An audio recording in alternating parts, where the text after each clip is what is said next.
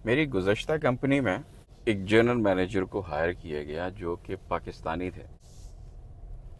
मेरी उनसे जब उनको हायर किया गया उससे पहले उनसे 2-3 मुलाकातें हो चुकी थी। मुझे बड़े अच्छे आदमी लगे, बड़ा नॉलेज था उनके पास।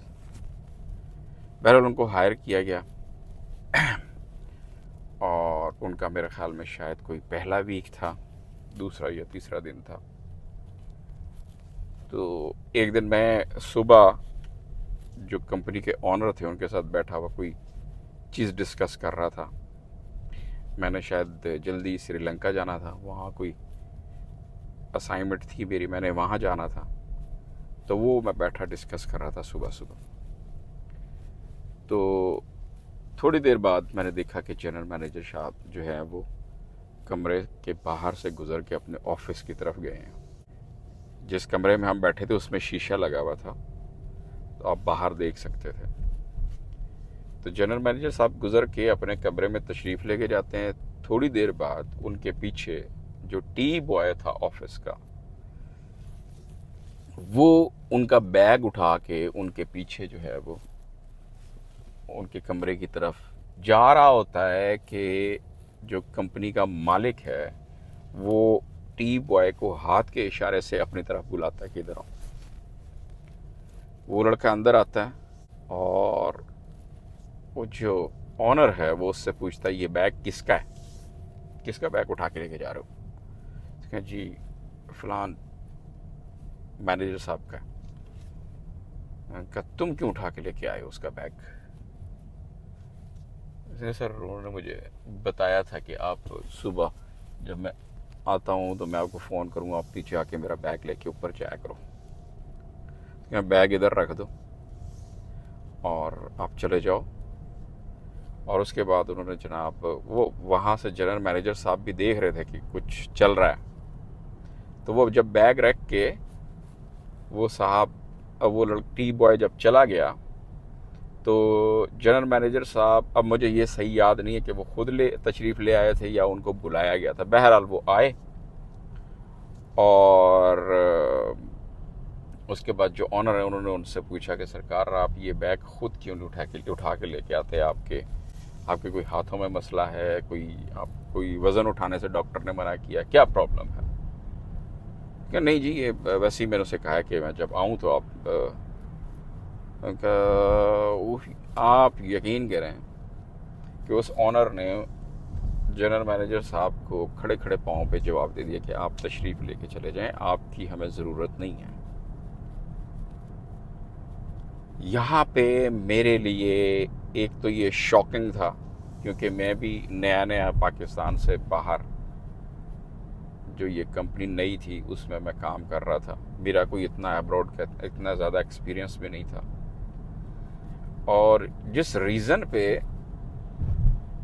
उन जनरल मैनेजर साहब को फारिग किया वो मेरे लिए बड़ी अजीब थी। मतलब नेवर हैपन। मैं लाहौर में एक कंपनी में काम करता था, तो हमारे जो जनरल मैनेजर साहब थे उनको कंपनी ने कल्टस दी हुई थी और कल्टस पे उनको एक ड्राइवर भी दिया हुआ था। और उनका ड्राइवर जो है वो उनके उनको घर से लेता था, उनका बैग उठाता था और उसके बाद जनाब वो उसको लेकर आता था।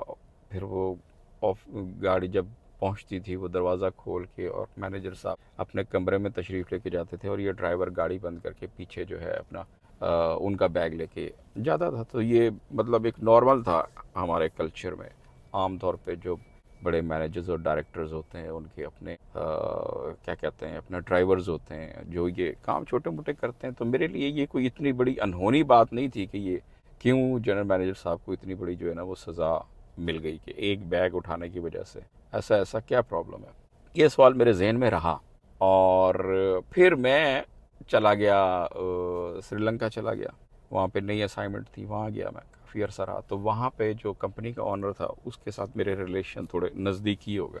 तो मैंने उसको कई साल के बाद मैंने उससे पूछा, मैंने कहा यार वजह क्या थी, आपको लगा कि वो जनरल मैनेजर का नॉलेज कम है या आपने सिर्फ एक बहाना बनाया बैग का, या क्या वजह थी। क्या तुम्हें क्या लगता है। मैं क्या मेरी नज़र में तो वजह कुछ और होनी चाहिए, ये बैग उठाना तो कोई इतनी बड़ी प्रॉब्लम नहीं है।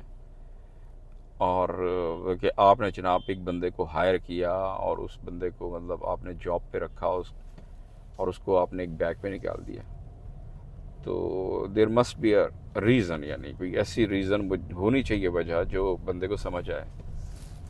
उसने कहा बच्चे, अब वो जो उसकी एज थी वो ऑनर की, वो तकरीबन कोई 70+ था वो आदमी, और उसने अपनी मेहनत से कंपनीज खड़ी की थी मुख्तलिफ़ मुल्कों में, मतलब यूएई में खड़ी की, बाकी काफ़ी मुल्कों में उसने अपनी मेहनत से जो है वो खड़ी की उसने सारी कंपनी।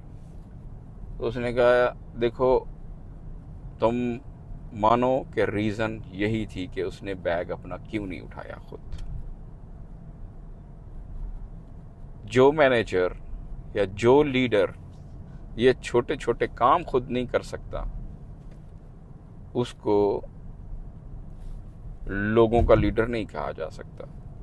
ये कंपनी है, कोई रियासत नहीं है कि यहाँ पे वो आके अपनी खिदमत करवाता फिरे। और फिर मुझे बहरहाल वो बात, क्योंकि मेरा एक नया इन्वायरमेंट था मेरे लिए बाहर के लोगों के साथ काम करना, और पाकिस्तान में ये क्योंकि ये चीज़ें नॉर्मल देखी थी, तो मुझे काफ़ी टाइम लगा।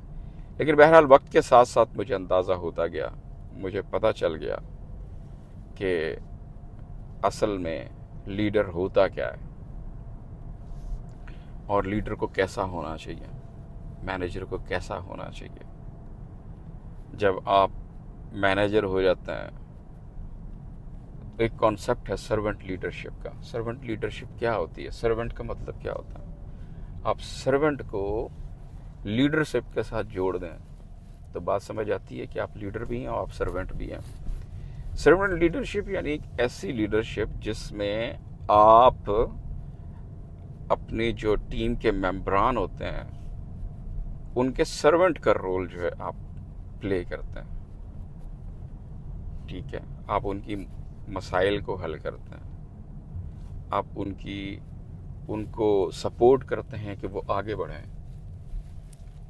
आपकी मॉरल सपोर्ट उनके साथ होती है। लेकिन अगर आप इतनी बड़ी पोस्ट के ऊपर बैठ के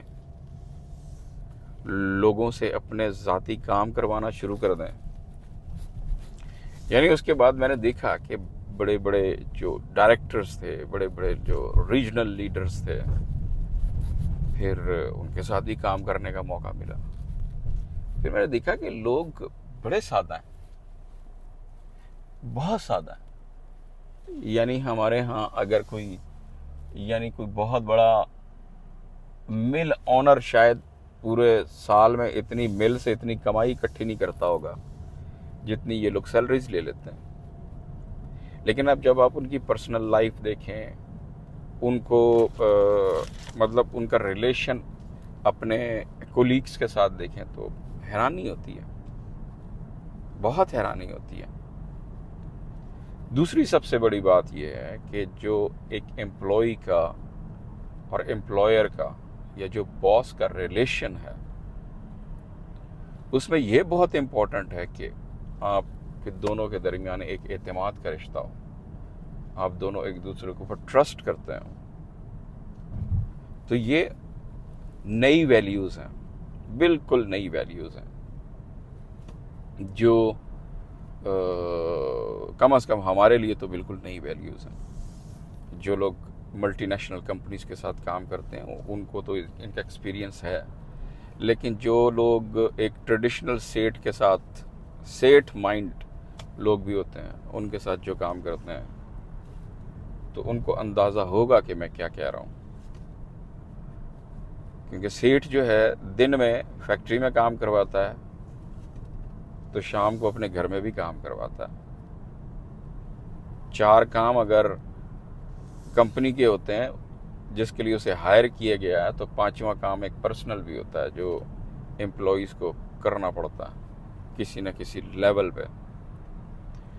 तो ये एक वाक़या था जो मैंने कहा मैं आपको सुना दूँ। भी मैं ऑफिस जा रहा हूँ तो मेरे जहन में आया सुबह सुबह, मैंने कहा मैं आपको सुना दूँ कि जब अगर आप भी फॉर एग्ज़ाम्पल सोच रहे हैं कि हमने बाहर जॉब करनी है और बाहर नौकरी तलाश करनी है, मल्टीनेशनल कंपनी में अपना मुस्तकबिल बनाना है, तो आपको समझना होगा कि इंटरनेशनल कल्चर क्या है। वहाँ पे आपसे आपके कोलीग क्या एक्सपेक्ट करते हैं, आपकी कंपनी क्या एक्सपेक्ट करती है, आपके कस्टमर्स क्या एक्सपेक्ट करते हैं। तो ये सारी चीज़ें आपको जहन में रखनी चाहिए। अगर आप अपना वही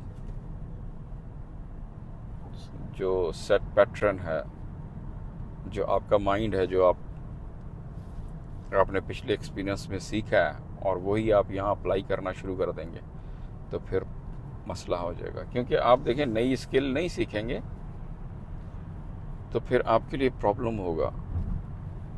अब क्या हो रहा है कि टीम की जो तादाद है, टीम में जो मेंबरान की तादाद है, वो कम होती जा रही है।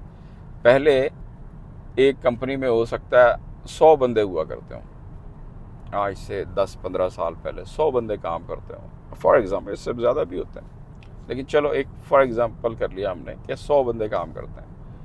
आज उस कंपनी में हो सकता है 60-65 बंदे हों, प्रॉफिट हो सकता है उनका डबल हो गया हो, लेकिन एम्प्लॉय कम हो गए हैं। इसकी वजह ये है कि टेक्नोलॉजी, ऑटोमेशन, रोबोट्स, ये सारी चीज़ें आ गई हैं। एक वक्त था, आपको पता, मोबाइल बड़ा महंगा हुआ करता था, और हर किसी के बस में नहीं होता था कि वो मोबाइल ख़रीदे। फिर मोबाइल सस्ते हो गए, अब हर बंदे के पास है। इसी तरह जब ये जदीद टेक्नोलॉजी आई, रोबोट की, उसके बाद ऑटोमेशन की टेक्नोलॉजी, तो ये महंगी टेक्नोलॉजी थी, और जो छोटी कंपनीज थी उनको अफोर्ड नहीं कर सकती थी। उनका प्रॉफिट मार्जिन इतना नहीं होता था कि वो उसमें से इन्वेस्टमेंट निकाल के इन चीज़ों पे वो खर्च करें। लेकिन जैसे जैसे टाइम गुजर रहा है, ये टेक्नोलॉजी सस्ती होती जा रही है। अब ये जब टेक्नोलॉजी सस्ती होगी, तो आप मुझे बताओ ना कि कंपनी वर्कर रखेगी या रोबोट रखेगी। अगर रोबोट की कीमत कम है तो कंपनी क्या प्रेफर करेगी? रोबोट करेगी ना। वन टाइम इन्वेस्टमेंट है, फिर उसको मेंटेन करना है, ना उसको तनख्वाह देनी है, ना उसने छुट्टी मांगनी है, ना उसने घर जाना है, ना उसके बच्चे की शादी होनी है, कुछ भी नहीं। अब हमें अच्छा लगे या बुरा लगे, लेकिन ये हो तो रहा है। अब कंपनीज में एम्प्लॉयज़ की तादाद कम हो रही है, प्रॉफिट ज़्यादा हो रहे हैं, पॉकेट मार्जिन उनके ज़्यादा हो रहे हैं। तो जब उन्होंने सिलेक्टिव लोग रखना है, जिसने पहले 100 बंदा रखना था, अब अगर उसने 60-70 बंदा रखना है, तो वो ज़्यादा सिलेक्टिव हो जाएगा। तो ये चीज़ आपको समझनी चाहिए। पहले भी मैंने एक यंग प्रोफेशनल्स के लिए एक वीडियो बनाई थी, तो आप इसको दूसरा पार्ट समझ लें कि इंटरनेशनल एनवायरनमेंट में आपको काम करने के लिए